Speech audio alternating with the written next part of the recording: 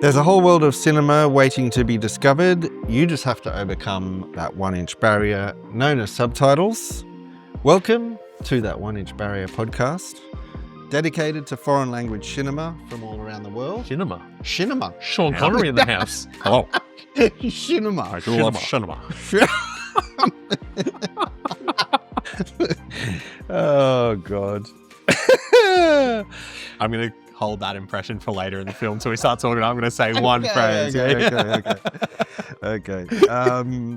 I'm Josh Barry. Yes, you are, sir. Not Sean Connery.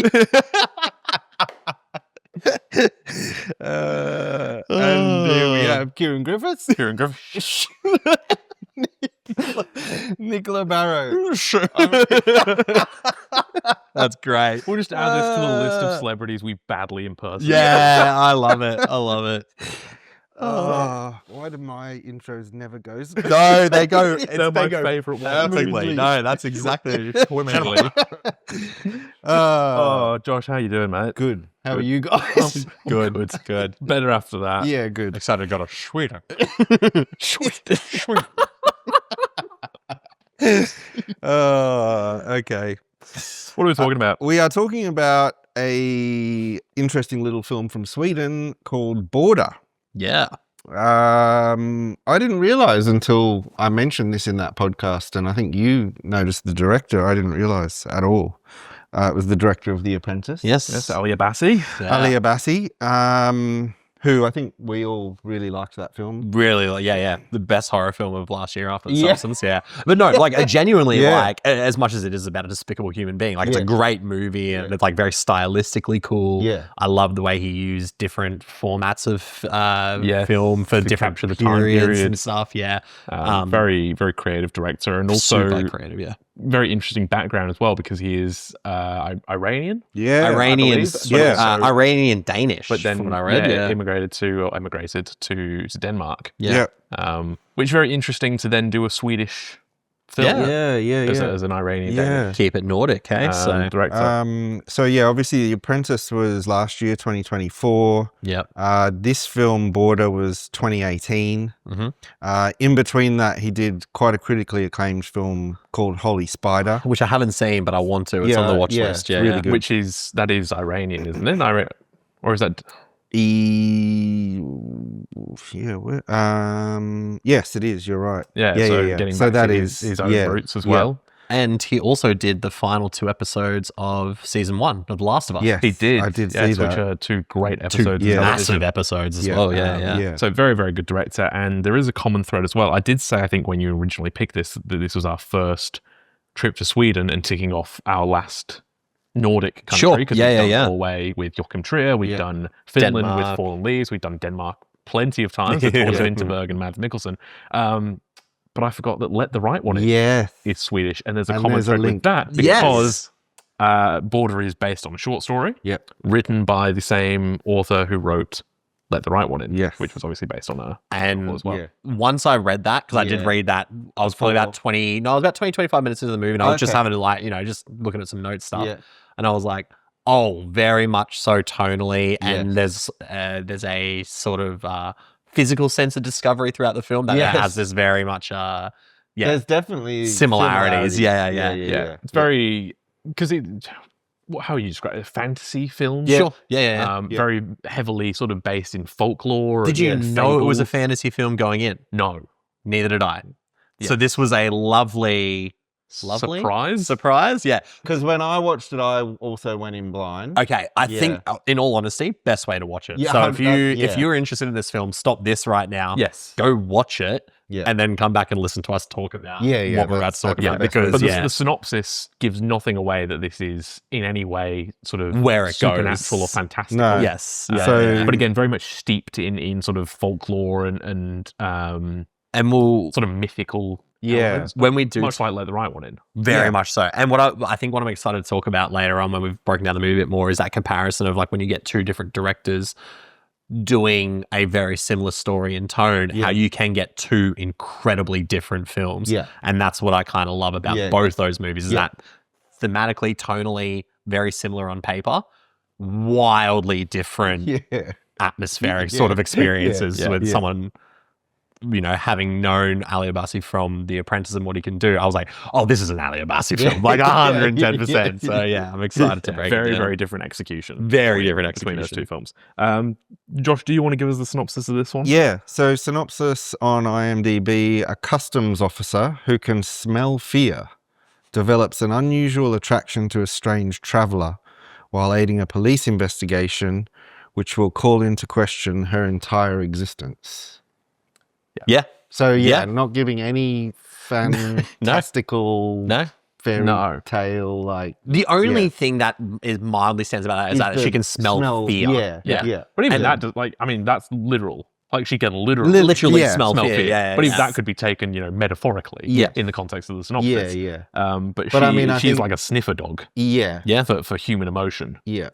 But I think going into it, obviously, instantly you're sort of taken back by her look. Yes, she has what I think the nicest way to say is striking facial features. I think, there's this sort of... That's a very polite way. Well, it's kind of one of those things where... This is also, we should clarify, this is prosthetics and makeup. We're not commenting. Yeah, no, 100%. If you actually go on and see... I did have a look, both of the actress... Ava Malander and Iro Milanov actually look like. They're stunning. They look like movie stars, to be honest. I think I saw she was 4 hours in prosthetics every day. Wow. It looks incredible. It does look But she has... it's like... It's almost this like stone-like look to her, which as things are revealed about in the film, you kind of go, oh, that makes sense. But it's a very sort of, Neanderthal-like forehead, very sort of flat and protruding. The teeth are very sort of dirty and misaligned and almost buck-toothy. Open mouth. Yeah, open mouth and sort of... very mouth-breathing. Yeah. Every shot of her, she's sort of like mouth agape. I think Neanderthal is the best way to really describe it. Very primitive, very primitive, very animalistic. But then when you look at that smell of fear, fear, and she ultimately uses that sense to point out people coming through customs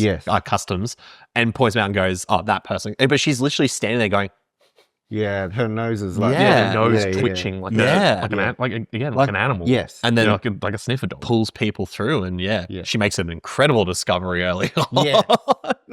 Which I did not expect at all. I was like, holy shit. Yeah. This turned so quickly. Yeah. And I mean, that is the film in a nutshell, isn't it? Just, very much that did not go where I was expecting. No. And it does that for about a solid hour. Where I was like, what is going on?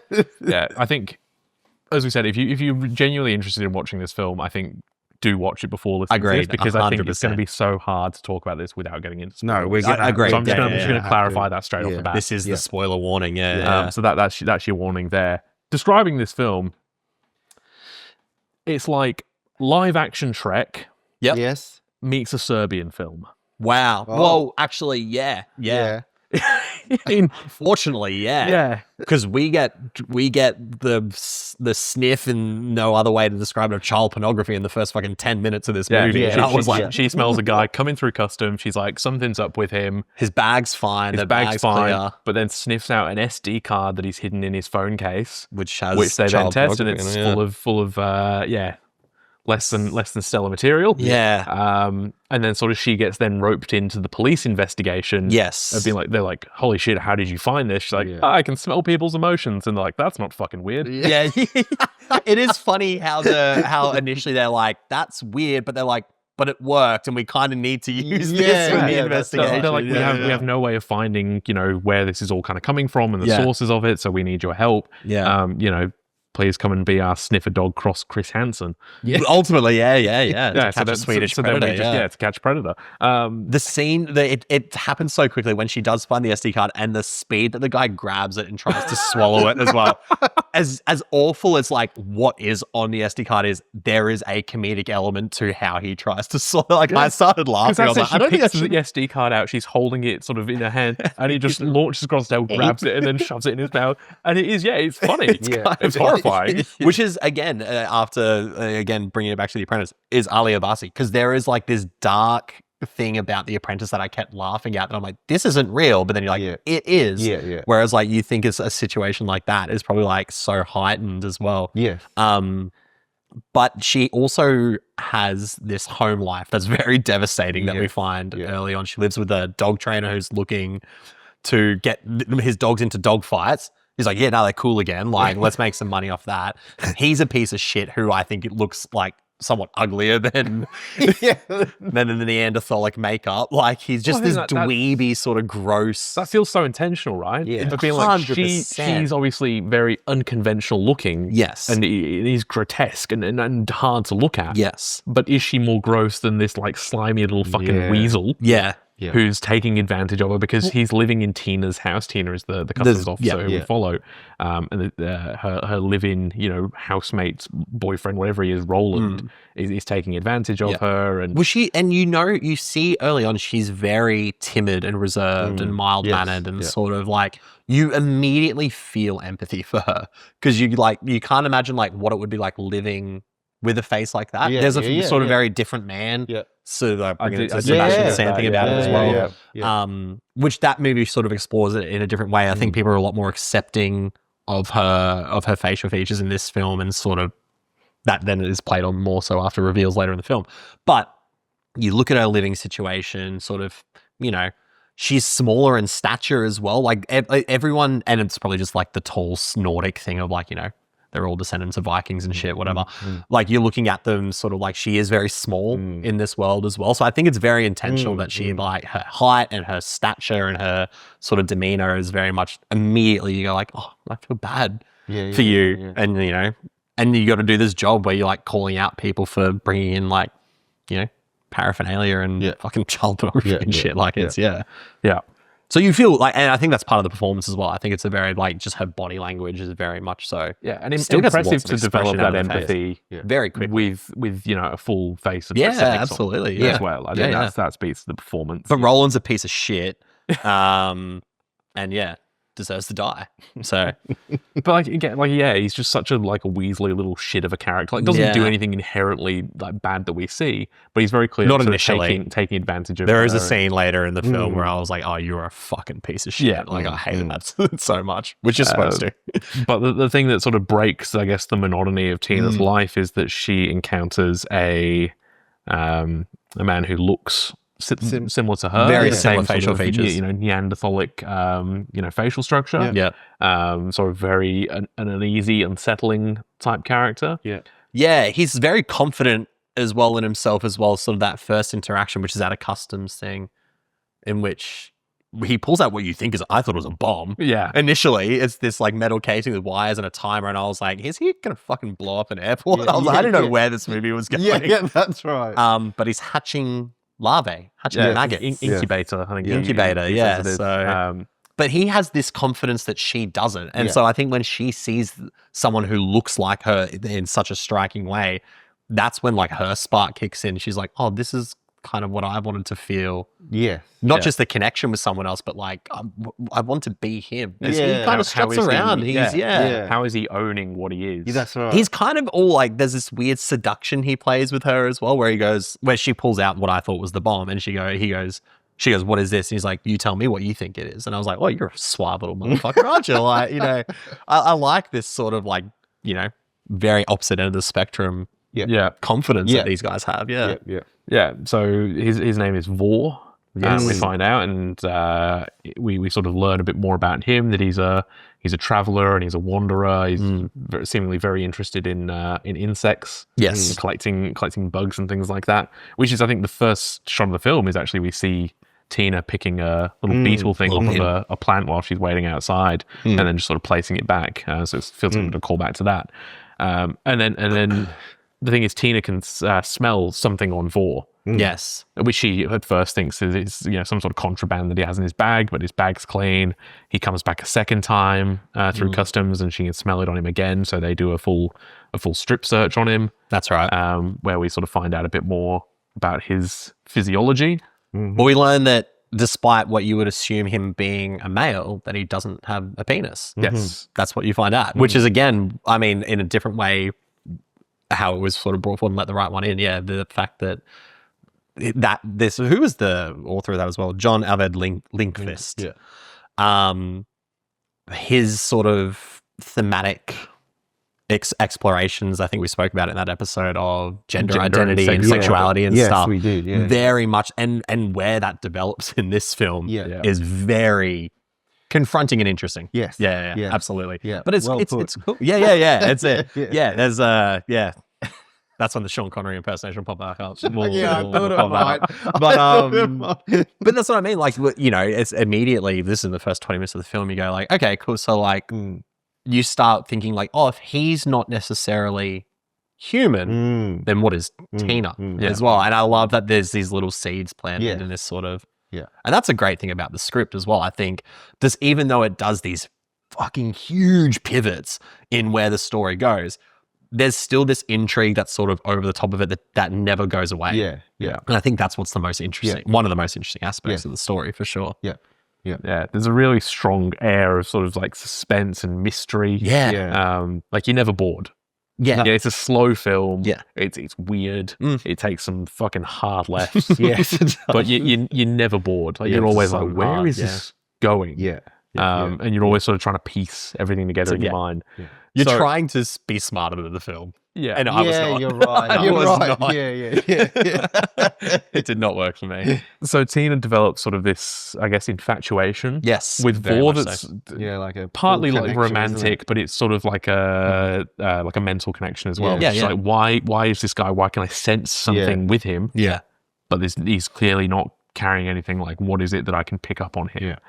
All the while she's helping the police with this investigation as well into this sort of kitty fiddling ring. Well, you find out it's not just child pornography, but there's infant trafficking happening, and it's quite like that in itself. Just saying is a confronting thing as well. It's not an easy subject to bring up, especially in a film. But this, I do feel like the movie manages to sort of, respectful is the wrong word, but it does manage to explore it without it being exploitative. Shock value and exploitative is 100% right. As it like the Serbian film comparison is played up the last, but it's like bad side of it. It's pretty heavy shit like that, but it's not like The Hunt almost, where it's a movie about like their child molestation is like a part of the suburb. It's similar sort of thing where it's confronting, but how the movie uses it works for the story. It's not played for shock and for trying to get a rise out of the audience. So why are so many Nordic films fucking trying to make us feel so uncomfortable with around children? God damn it, dude. Trying to justify watching half these movies with my father is it's getting tougher and tougher. Can these Scandi countries just make it easier for me to... No, fuck no. Zero chance. I was watching this. That's the really funny part is that my partner was like, I was like, do you want to watch this? She's like, like if if I'm at home, I'll watch it with you. But if I'm at home, go for it. Yeah. I am so glad that she was out. Because what the fuck? Yeah. What the fuck? Well, yeah. Where? But the infatuation, sorry, yes. So she develops this infatuation and with he's Vor, reciprocating. He's very much... But still in that very like confident, very suave almost. In lack of a better way, he wants to fuck her. Yeah. Like they want to fuck. Yeah. But she discusses how sex is hard for her because of her anatomy as well. Well, she said she has a chromosome deformity. She has a chromosome deformity. Which is obviously what she's been fed as a child. Yeah. Well, because explain why she looks the way she does. She sees her dad in the nursing home. And talks about how that is the issue with her. She has a chromosome deformity, which has affected her face, her body, and her ability to reproduce and enjoy sex and stuff, which comes around again when she only knows sex is uncomfortable because Roland tries to have sex with her and she doesn't want to, and he obviously starts forcing himself upon her. So you feel terrible for her again, knowing that like there's probably been times where Roland's just like, nah, I'm going to end if it's not good for her. That is then explored even further when, they kiss initially. They're scared of the thunderstorm. There's this sort of like animalistic sort because they both find out that they were both struck by lightning. That's right. Yeah, sorry. Yeah, because they both have the scars, the same scar on there that you see from people who actually do get struck by lightning, where their veins sort of illuminate underneath their skin. Yeah. So they both have that. And also, I should mention with her elderly father who she visits at the nursing home, he looks normal. He's human. Yeah. He's human. He just looks like a normal old dude. Yeah. So we're like, why does she then have this deformity, right? Yeah. And then they fuck. You remember a couple of episodes ago we were talking about the sexiest films? Oh, yeah. This is the least sexy film I've This is the least sexiest sex scene I've ever seen, and I could not look away. There was no part of me. Once I saw the troll border. Okay, well, let's talk about that. They find out that, Vor tells Tina that she's a troll. Yes. This mythic creature. Yes. Which is very much part of Scandi lore. Yeah. She's a troll. Yeah. And in the 70s or the 80s or something, they were widely known by humans and taken into these hospitals and tortured and experimented on and treated differently until they were pretty much either wiped out of existence or forced into hiding. And people don't talk about trolls anymore in Sweden. But they're there. I loved this reveal. I could not believe it. Me neither. Oh my God. When that word was said, I was like, no. Yeah. No fucking way. And then I was like, because so much makes sense. Yeah. That's right. And that's the thing as well. We find out that Tina has a scar on her upper back, and we also find out that Vor has the same one scar, from when they're doing the experiments, the strip search on him. They find out he has a scar on his lower back, which Vor tells her was from their tails. Yes, they were cut off. They were cut off. Yes. Fucking wild. But then I don't know where this falls in troll lore and whatnot. But you have to have seen Trolls 1, 2, and of Trolls course. Oh my God. They're obviously their lust for each other reaches a point where she grows a troll dick. There's no other way of putting it. And I'm watching it grow, and I was like, wait a fucking sec. And then you find out it was uncomfortable for humans to have sex because she's supposed to be the penetrator, not the penetratee. Yeah. And she fucks Vor, and it is so uncomfortable to watch because it also looks like what you would imagine two people who've never seen sex before have sex. Or the way they kiss each other as well. The kissing is just it's like kissing with like an open mouth and teeth. And lots of teeth and like the tongue's just very animalistic. It is like it is like watching two farm animals. Yeah, fuck, literally. Yeah. My Google search history just reads, "How can you unsee things?" And is bleach safe for eyes? Is bleach safe for eyes? But it explains so much, and they have a troll baby. They have a little infant troll baby, and Vor's over the moon. He's like, fuck yeah, the bloodline continues. Yeah, that he carries and gives birth to. Yeah. So, and like I said, I don't know what happens in troll lore, whether that is authentic to the troll mythology. I'm not going to argue it, but it's just one of those things where I was like, you take all your societal norms that you think you understand, and this movie just flips it on its fucking head, and it's done so well and so grotesquely that you were like, this is a gross movie. Oh, so I saw an interview with the director. Yes, right. And they were asking him what differences to the book. Oh, sure. And one of them is the sex scene. Interesting. So in the book, he said it's a very loving, just normal human sort of sex. Almost scene. how you would assume the Twilight vampires fuck, right? Yeah. And he was like, no. Let's rank real quickly mythological creatures fucking. Sorry. Yeah. New tier list just dropped. Yeah. Right. So it's very lovely in the book. Yeah. He just didn't think that's Ali Abbasi, isn't it? But he's like, that's not how trolls would fuck. But it works with the tone of the film. With that, like, it's been so animalistic to this point. It would not make sense if it was this like passionate love making. Oh, I can barely imagine watching it. For that whole that's just like 10-minute stretch of the film where Tina starts embracing her trollism, I guess, however you would phrase it. Yeah. There's so much intimacy with those because they do the skinny dipping together, they're in nature naked, they're eating the bugs and sort of. So there's this sort of like the skinny dipping scene. I thought that was a beautifully. That is like the lovemaking scene in the book, I would assume, right? Like that would be the equivalent of it. But there's also it's funny because there's like not to make it weird, but like there is this childlike element to Tina. She obviously has had this very sort of, what's the word I'm looking for in her life? It's very sort of guarded and very sort of, she hasn't been able to experience life as a human. Yeah, she doesn't know who or what she is and why she's different. Exactly. So she hasn't had that chance to develop her identity and her personality. So when she gets to experience it for the first time, there's this unbridled childlike joy that comes with it that makes those moments even more uncomfortable. It's like, you know, it's like as a kid when you're trying to figure out why your dick's doing the thing dicks do. You know, like that's... I'm still trying to figure that out. Yeah, I was like, shit. Some of us haven't made puberty yet, as you can tell by my moustache. But like, it's that thing of like, it makes those moments feel more uncomfortable because then you kind of go like, with Vor, how long has he been so comfortable in his identity as a troll and sort of his ability and to... how did he get there? Exactly. I think this movie's far more complex. It's real. I find it really than it initially, like, very much so. Much like Let the Right One In. Yes. Very much that's so, not just a vampire film. No. Very confronting. You know, in the same way that like Let Me In, the American remake, it's just is a vampire. It's just a vampire. Yeah. It's a really Whereas- good looking one. Let's not forget. Like Matt Reeves is a great director.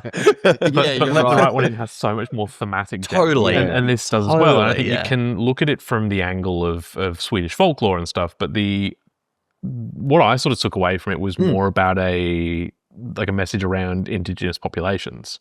No, absolutely. Yeah. You know, which it's almost makes like so much sense being- with an Iranian filmmaker. Yes.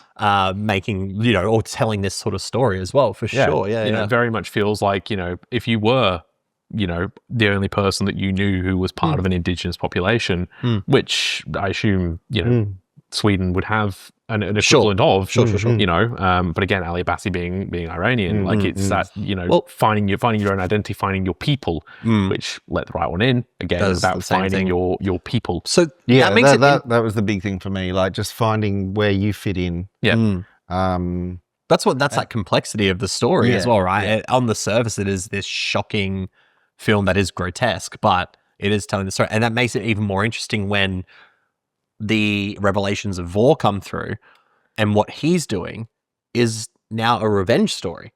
In that sense, he is taking infant children from humans because that's what happened to his people 30, 40 years ago. Yeah. So it becomes this morality tale as well for Tina of like, but the humans haven't been terrible to me. Like, I'm so happy I've found out what my identity and my people are, but the humans... I haven't experienced that, even though these things did happen to her. And it's obviously been wiped from her memory or something. The revelation of how her father's involved with it as well is fucking heartbreaking. Yeah. So heartbreaking. Yeah. But there's definitely a commentary there on, you know, time. like, and I guess, again, like we don't like to get overly sort of, you know, talking about general social issues and political issues, but like we're seeing that here, right, in Australia with, you know, should we as you know, as white people feel guilt over what's happened to Indigenous Australians and First Nations people that was perpetrated by, you know, people not that long ago. I mean, no, of course we have a very young history, it's in living memory, right?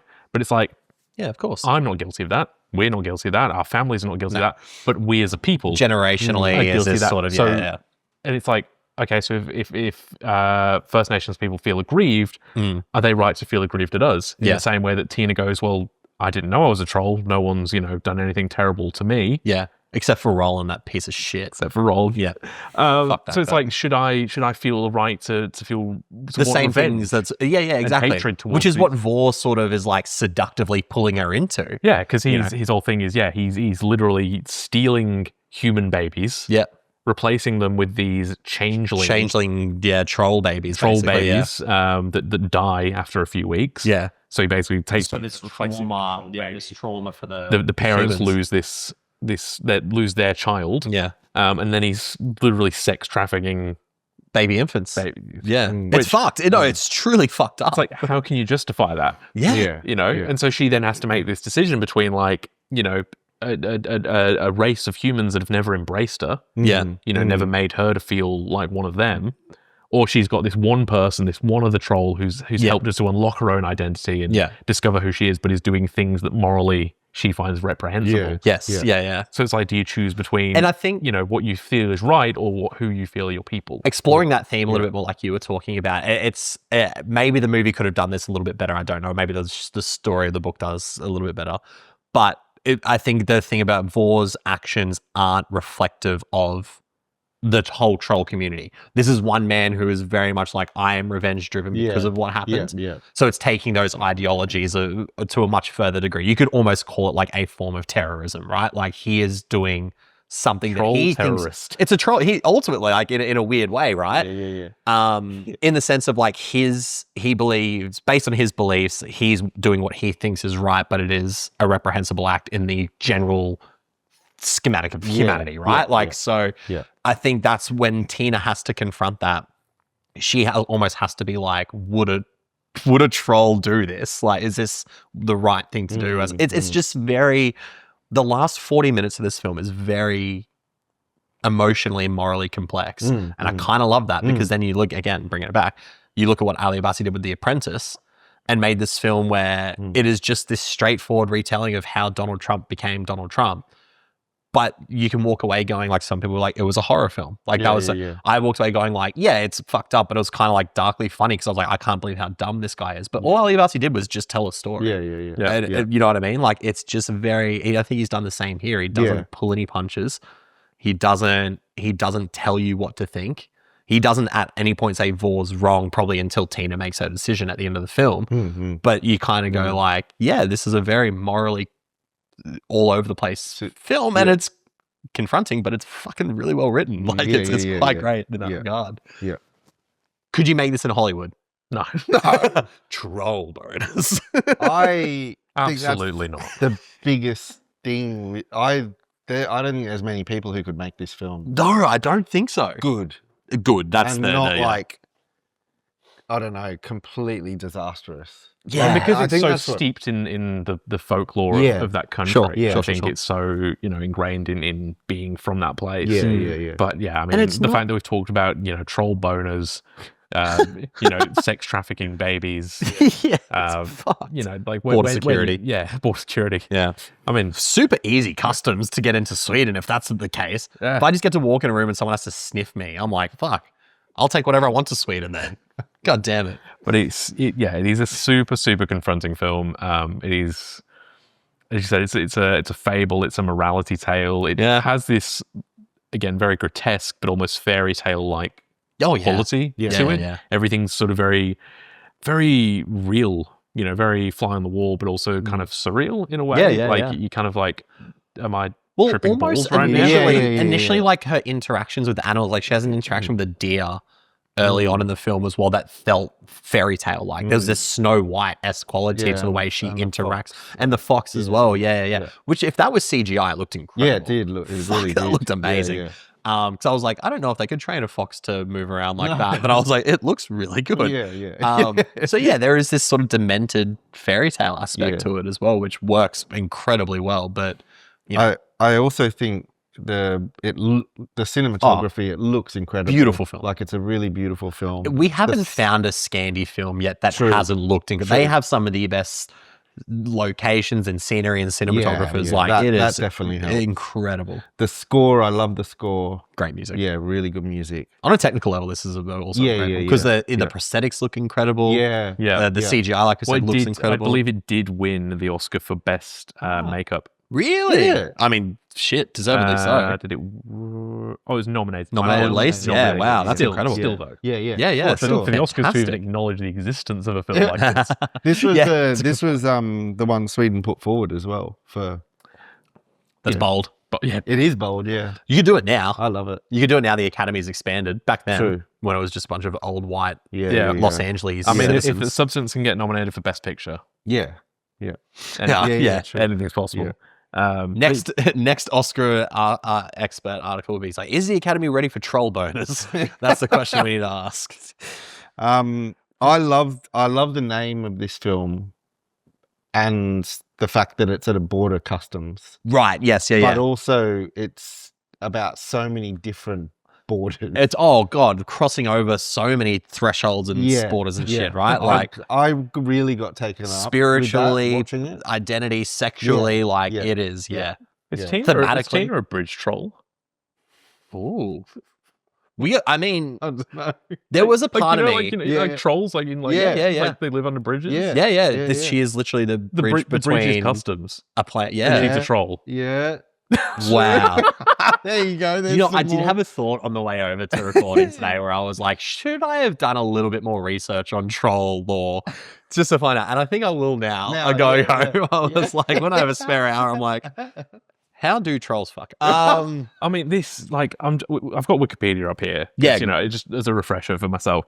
The plot for this, just the words that pop off the screen, it's just like I've got the word Neanderthalic, child pornography, chromosome deformity, where it was unfertilized troll embryos. Psychiatric hospital, arrested pedophiles. It's movie has everything. Story. This movie, if that's if you were like, I don't have a movie that has all of those elements, fuck, Border is the one for you. Again, like just Josh has come to the table with a fucking banger of a movie that's just taking us for a spin. I can never accuse you of picking boring films, Josh. Never. God bless the Scandies. God damn. I don't know who I would possibly recommend this to. I think just I other wouldn't cinephiles not recommend it. Other cinephile sickos. I think that is the audience. Am I a cinephile sicko? All of us are. All three of us are. We're just I would say the numbers you fuckers pop into like Melina and Etamama Tambien. I think you might. Border will be either your next sexual discovery or the straw that broke the camel's back. In fairness, there are some fucking sickos out there who listen to this show. And we do recommend Border too. And we're grateful for all of you. Oh, absolutely. You guys, you are part of the reason we keep going because we get to do shit like this. Yeah. But I mean, it's a Saturday morning, for fuck's sake.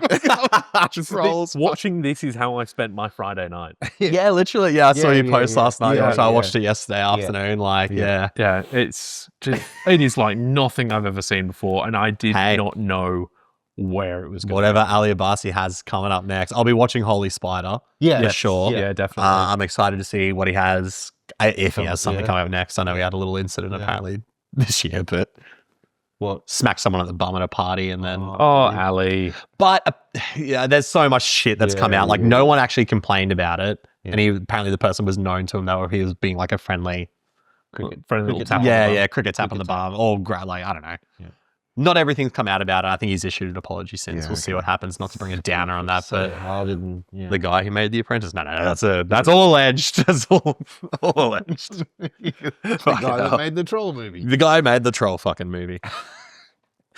Cool. Well, that was, I remember sort of saying to you guys when I picked it, like, just don't read anything about it. You did? I do remember that. It is, and thank God for that. Yeah. But then when you watch it, go out and read everything you can because otherwise... Yeah.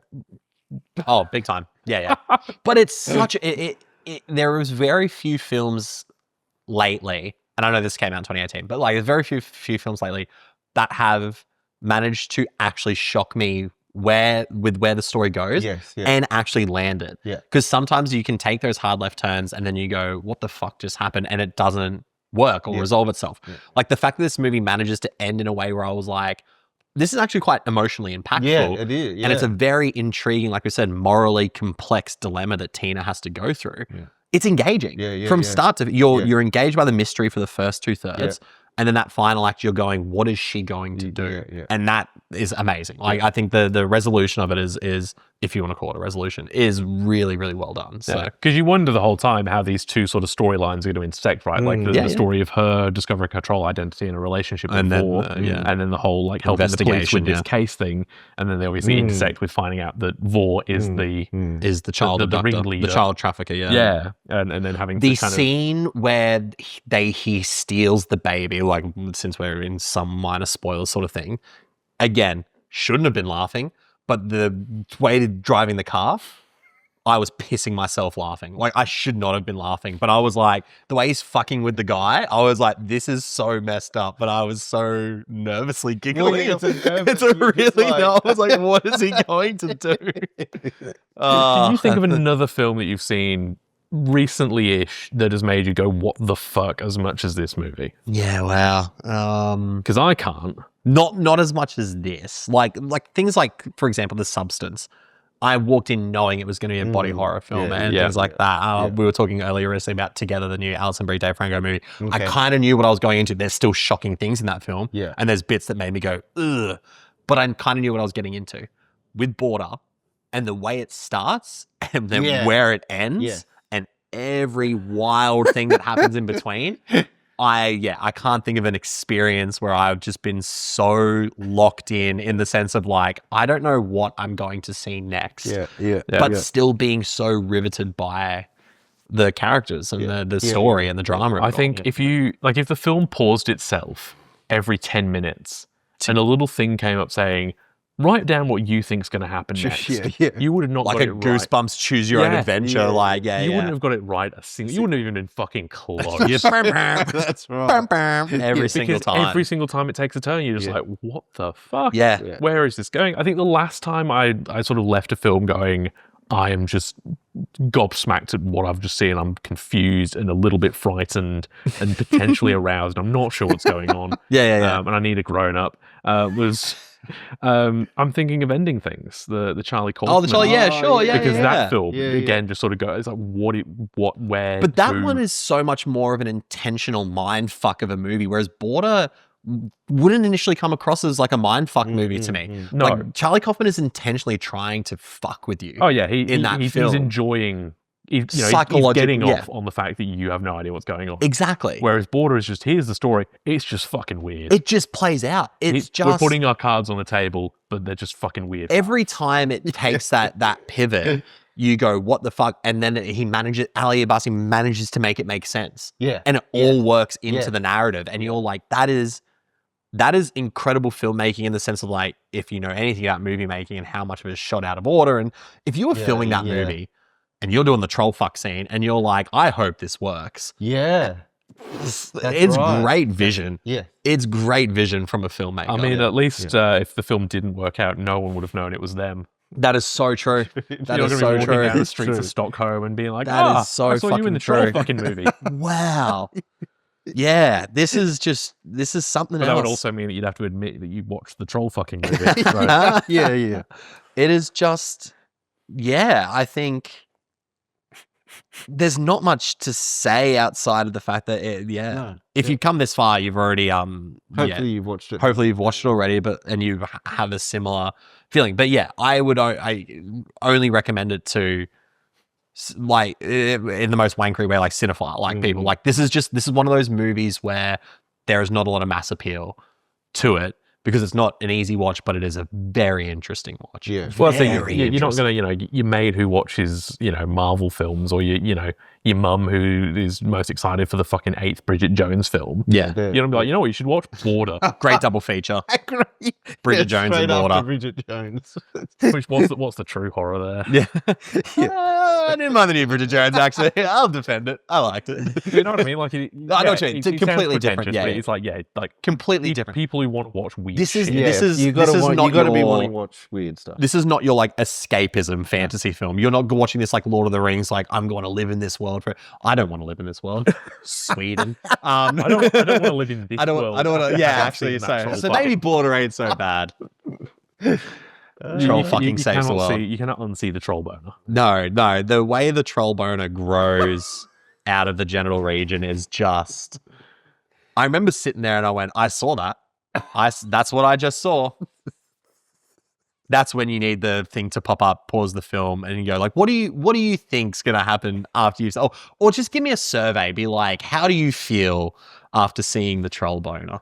I feel like my therapist is going to be very, very wealthy. Yeah, just one for this film specifically. I just need to talk about Border. This was our therapy. Yeah, this is great. I'm glad I got so much. But I mean, off my chest. Was critically acclaimed as well. Yeah, did win the Uncertain Regard Award at Cannes.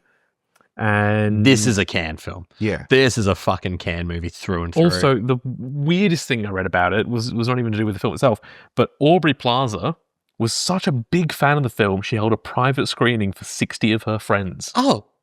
Yeah. I don't know if I would be friends with Aubrey Plaza after that. I would. I love that. Hello, would you like to come to the cinema I've rented out? We're going to watch a film. And everyone's like, oh, you know, what's Aubrey been in lately? Is it going to be one of her movies? Oh, I can't wait to see that. And then Border starts and it just... That's great. That is bloody great. Grossed $771,000 in the United States and Canada. I don't see this having been a big release. This is like a New York, LA film in 3 cinemas. Art house cinemas for a week. Yeah. I would be shocked if it even got a cinema release in Australia. Yeah. Oh, well, God, Josh has the imported Blu-ray there as well. Yeah. Where's that from? Japan? Korea. Yeah.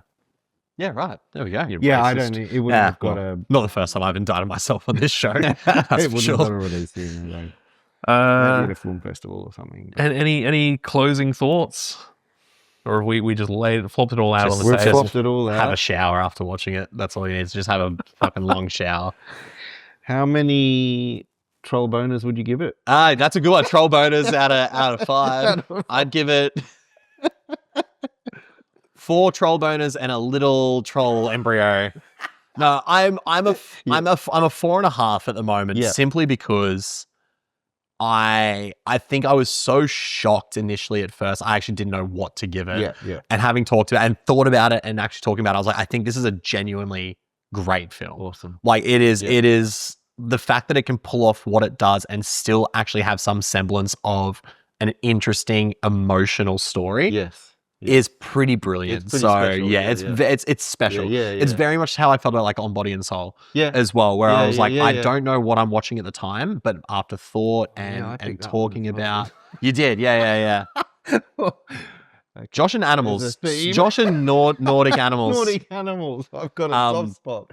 It's a hard spot. No, sorry, that was terrible. A soft spot for the Swedish. 4.5 for me. Yeah, and I think that's 4.5 troll bonus. Kieran. I'm interested. I don't like the way you're looking at me. It's funny you mentioned On Body and Soul because there's definitely a lot of similarities there in terms of like a huge fan of that, were you? No, but my review of On Body and Soul was I gave it a 3. Yeah. And I said I would rather an interesting 3 totally. And I'm going to give Border an interesting 3. Oh, okay. Interesting. Yeah. I know you said that. I don't generally vibe with weird films, which we talked about. That's true. I'm just not into the whole like sort of weird, fantastical, bit out there stuff. Like I like, I'm very meat and potatoes, dick in the vagina missionary. Of course. Absolutely. What do you mean he doesn't have a dick? Yeah. Too many trannies in the films nowadays. Trolls and trannies. But talking about it, I think has made me really appreciate it more. And I think that's purely from an enjoyment perspective. I didn't really enjoy it. Yeah. Whereas I would feel we enjoy the weird shit. I fucking love it. I in no other way to say it, get off to the weird shit. Because it's kind of like one of those things where I love things that are so intentionally provocative. Yeah. But same with On Body and Soul, whereas I wasn't as emotionally invested. I think I gave it a 3.5 or a 4. I can't remember. This one had me. Yeah. Like I was so in on this story, which shocked me as well. I just obviously just didn't know what to expect. So I think the enjoyment aspect of being so pleasantly surprised definitely aids that 4.5 aspect. But I totally get where you're coming from. Yeah, I think I would absolutely, if someone I knew that loved films like we do asked me, should I watch? I would say absolutely. Yeah, give it a go. Yeah, for sure. Don't read anything about it, just watch it. Yeah. I think on a technical level, it's brilliant. And I think the way that it can sort of, obviously it is this kind of, as we keep talking about, like this fantastical folklore story, but I think you can also relate it to kind of that immigrant or even indigenous experience is really powerful. Yeah, big time. It is, So I think I appreciate it more than I enjoy it. Yeah. And that's the thing with star ratings, right? It's like I get totally. I gave Mandibles It's arbitrary. 3.5. Yeah, like, it's arbitrary. Is this a better film than Mandibles? Absolutely. Yeah. But my ratings are so much based on enjoyment. Big time. Yeah, absolutely. But I'd definitely recommend it. I think watching it, I'd watch it again, which is not. There's not many 3-star films I could say that about. Sure. And I could potentially see it going up now that I kind of know what I'm in for. Yeah, totally. But yeah, it's a weird one, right? Like it's a 3, but I recommend it. Yep. It's just fucking bizarre. It's so bizarre. Yeah. Yourself, Josh. This was your pick. Yeah, I've always been 4.5. Great. I was first, and I still am. I love this movie. Did you see this in like 2018? Like, was it around that time? Yeah, it was around that time. Yeah. I was kind of like sifting right back through my Instagram to see when I reviewed it. Yeah, it was kind of. Is it at the same level? Has it gone up, down at all? No, same level. Same level. Yeah. That's cool. And like you said, we do like that weird sort of stuff. But I just love that. Along with that, you have that deep sort of emotional storyline as well that just got under my skin. Like sort of seeing her trying to fit in somewhere and then finally finding it and having that sort of and that's something that Vore talks to her about is like the reason you feel so uncomfortable is because you're trying to be something you're not. You're trying to be a human. You've got a job, you've got a car, you've got a house. And you think about the fact that that's probably the first time in her comfortability she's felt such a love as well. Like, that's right. Protruding from herself. You know what I mean? Like it's an overwhelming feeling. It's so literally overwhelming is probably like very hey. Whew. I've had love before too. I love this film. I would probably recommend this to anyone. Like you would. Fit people. You're Aubrey Plaza in this situation. I actually am.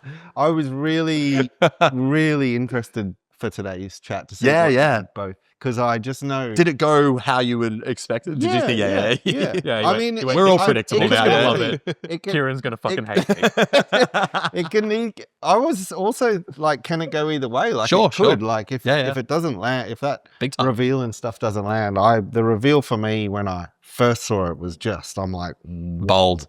Bloody bold. Very bold, yeah. So. Ali Abbasi. Yeah.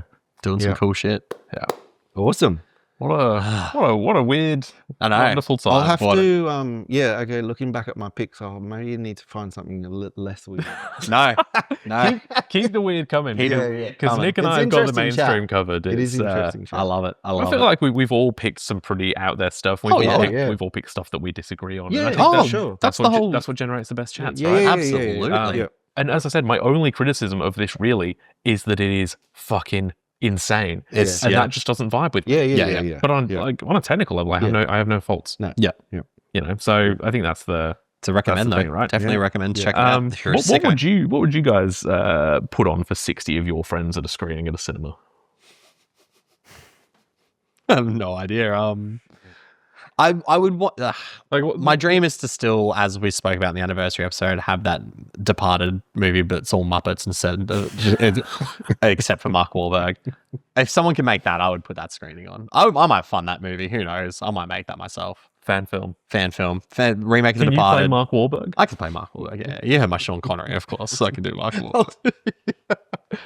Well, what's a little known film that like you guys would be like, I need everyone in my life to see this?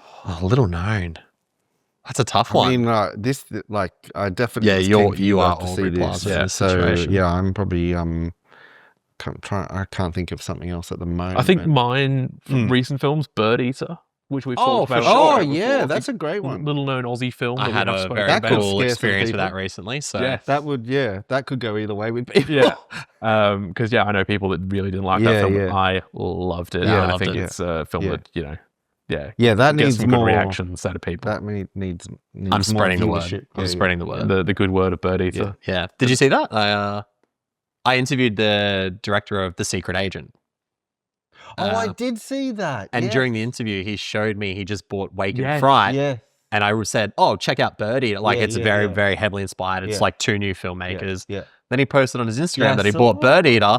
And someone said, where did you find this? And he said, my Aussie amigo recommended it to me. And I was like, there you go. Thanks, Clever. You've got an amigo. Thanks, Clever. You don't remember me, but I remember you. If you want to be on the podcast. Yeah, please. Well, maybe drop in. If The Secret Agent keeps going the way it's going with its awards swing. We might be talking about it next year. So clever if you're out there. Jim, we're very interesting. Working on another film. They are. That's Schoolie's coming of age thriller about. Oh, sign me the fuck. So here's the funding. Its funding's been greenlit. Yeah. It is a bunch of schoolies have a run-in with some toolies, basically 3 older men.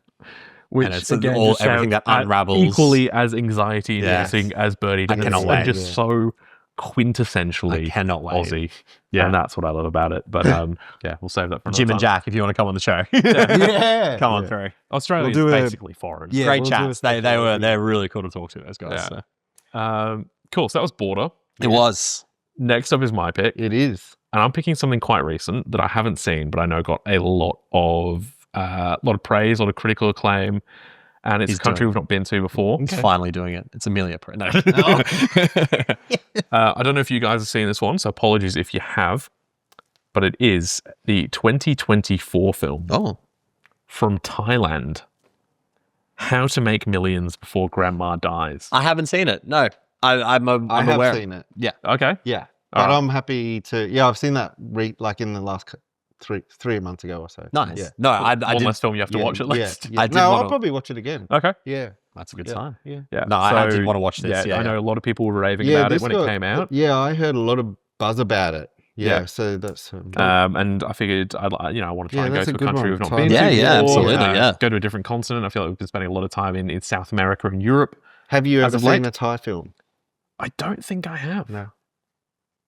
Because the Raid's Indonesian, isn't it? Yeah, Raid's Indonesian. Yeah. I don't think I've seen a Thai film. Don't know. There's the only one I can think of is probably 25-year-old Thai Western, which I have contemplated picking, called Tears I mean, of if a you Black want Tiger. to call Only God Forgives. Oh yeah, It's set in Thailand. Yeah, it is set in Thailand. Yeah, cool. That's good. That is very cool. Yeah. Oh, Deliver Us from Evil. I've seen, which is an action movie from Thailand. Yeah. Okay. I've seen that. Yeah. Very violent. Very much in the. Oh, and Ong Bak. The Ong Bak movies are made in Thailand, okay. so I have seen that as well. Okay. Yeah. So that'll be next month's episode. Yes. Awesome. So keep an eye out for and that. that's just, I think that's on Netflix. I think it is. It is, which is great. Yeah. I'm sick of fucking renting. Yeah. I gotta save their monies. Yeah. So keep an eye out for that. But thank you, as always, for listening, for watching, for liking, subscribing, for giving us your best troll boners. Please make sure to check out all of our socials: Letterboxd, Facebook, Instagram. We're not on Facebook, LinkedIn, Snapchat, MySpace. If you want to see more if you want to see more troll boners, go to Snapchat. Nick's OnlyFans. Lots of troll boners. Exclusively troll boners. But until then, thank you as always. We'll see you next time. See ya.